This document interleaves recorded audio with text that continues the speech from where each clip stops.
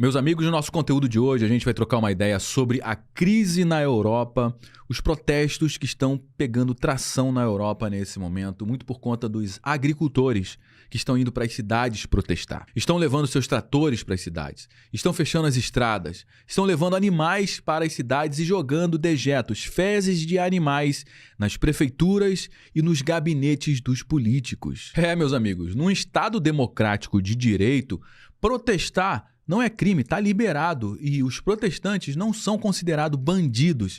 E o Brasil deveria reaprender como funciona uma democracia, mas isso aqui é um assunto para um outro conteúdo. Mas por que os protestos estão pegando fogo na Europa nesse momento e o que eu e você, como cidadãos brasileiros, temos a ver com isso? Você vai entender através das informações que eu vou trazer aqui no nosso conteúdo de hoje, que o Brasil está simplesmente no centro de todo esse protesto na Europa. E os acordos que o Brasil está negociando com a Europa tendem a prejudicar a vida dos agricultores europeus nesse momento. Acordos esses que elevam a carga tributária dos produtos dos fazendeiros europeus, que também aumentam a burocracia para se produzir alimento na Europa. E isso desencadeia uma série de problemas para os produtores europeus porque eles não conseguem ter o seu produto com preço competitivo. Seus produtos são muito mais caros. E você pode estar pensando, Josué, mas como é que um acordo como esse, que visa gerar mais negócios aqui para o Brasil, pode ser ruim para o Brasil? Na realidade, é positivo até a segunda página, porque o próprio Instituto do Governo já se debruçou sobre esse acordo e entendeu que esse acordo gera mais prejuízo para o Brasil do que lucro. E não sou eu que estou dizendo, é o IPEA, o Instituto de Pesquisa Econômica Aplicada, que é um instituto do próprio governo e que eles vêm alertando sobre esse acordo há muito tempo. E a grande mídia, para esconder esse problema do acordo União Europeia e Mercosul, está à beira de ser fechado esse acordo, está fazendo uma grande cortina de fumaça sobre esse assunto, falando sobre o Carrefour, que não quer comprar mais a carne brasileira, e agora os frigoríficos brasileiros também não vão vender para o Carrefour aqui na América Latina. Ou seja, uma grande cortina de fumaça para esconder o real problema que está por trás desse acordo e que vai impactar negativamente toda a indústria brasileira, impactando diretamente nos preços dos produtos aqui no nosso país e impactando a economia brasileira. Todo esse alarde da imprensa brasileira, da grande imprensa esquerdista, que, cara, eles querem, na realidade, é encobrir o fato desse acordo estar à iminência de ser assinado entre a União Europeia e o Mercosul. E esse acordo é uma bomba relógio para o Brasil. Esse acordo visa destruir a indústria brasileira, é um acordo de desindustrialização do nosso país, se você não entendeu ainda. E que geram grandes problemas, não só para os produtores rurais lá da Europa, como também toda a nossa indústria, você vai saber mais pra frente. Mas vamos nos atentar principalmente agora, nesse início aqui, sobre os protestos que estão acontecendo lá na Europa. Toda a Europa tá pegando fogo, meu amigo. Olha essa matéria que saiu aqui na Folha de São Paulo, agora no dia 20 de novembro de 2024, em plena semana do G20 aqui no nosso país. Protestos contra o acordo da União Europeia e o Mercosul seguem na França após, olha só, esterco em prédio público e vinho despejado. Em terceiro dia de manifestações, agricultores dizem que a entrada de produtos sul-americanos no bloco na Europa traria concorrência desleal para os produtores europeus. As manifestações são motivadas pelo descontentamento de trabalhadores e empresas rurais com os termos do Tratado União Europeia-Mercosul, principalmente em relação ao que chama de concorrência desleal. Na avaliação deles, os produtos sul-americanos mais baratos e submetidos às regras ambientais menos rigorosas teriam acesso ao mercado europeu em detrimento dos fornecedores locais. Bom, após o maior sindicato agrícola da França organizar mais de 80 protestos nessa segunda, outro grupo chamado Coordination Rural foi às ruas para coordenar o que chamam de morte da agricultura. E esse protesto não rolou só na França não, meu amigo. Isso aqui se espalhou pela Europa inteira. Na terça, o sindicato esvaziou vinho branco de um caminhão na estrada próxima à fronteira com a Espanha e jogou também esterco e lixo em frente a edifícios oficiais. Olha só, um trator despejando aqui dejetos de animais em frente a uma prefeitura. Lá o pau quebra, meu amigo. Já nessa outra matéria que saiu no portal de notícias Euronews no dia 21 de novembro de 2024, agricultores franceses continuam a protestar contra o acordo de comércio livre entre União Europeia e Mercosul. E a matéria diz que os defensores do acordo entre União Europeia e Mercosul argumentam que este reforçará os laços econômicos entre a Europa e a América do Sul, eliminando os direitos aduaneiros sobre as exportações, também sobre os produtos químicos e sobre os automóveis.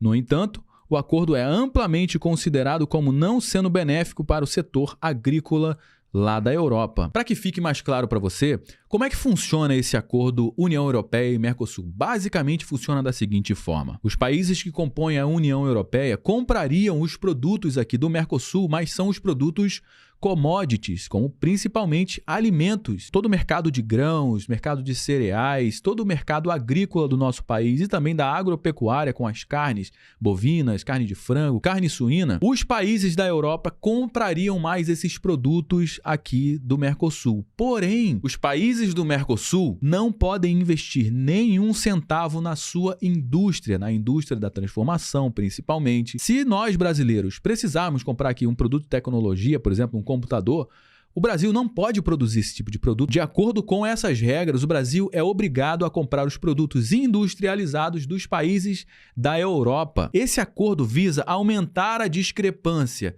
desindustrializando os países aqui do Hemisfério Sul, da América Latina, do Mercosul, focando em aumentar a industrialização dos países do Hemisfério Norte, principalmente aqui da União Europeia. Um produto industrializado, ele é muito mais caro, ele tem um valor agregado muito maior e é onde os países ganham mais com impostos. E o produto commodity não tem um valor agregado maior, porque o produto commodity, ele tem o preço tabelado. Por exemplo, o grão do café. O grão do café é um produto commodity, ele é tabelado, é o mesmo preço em qualquer lugar do mundo. Por exemplo, a gasolina é um produto acabado do petróleo. O que é mais caro? O barril de petróleo ou um barril de gasolina? O barril de gasolina, ele é muito mais caro porque ele passa por um processo de industrialização. E nesse caso, tanto o Brasil quanto os países que compõem o Mercosul não poderiam investir na industrialização. Precisando de um produto acabado, vai lá buscar na União Europeia, fazendo com que o nosso país continue sendo uma grande colônia dos europeus. Só que hoje é uma colônia do século XXI. E quem está trazendo essa declaração para a gente não sou eu, não é o fulaninho ali da esquina, é simplesmente um órgão do governo.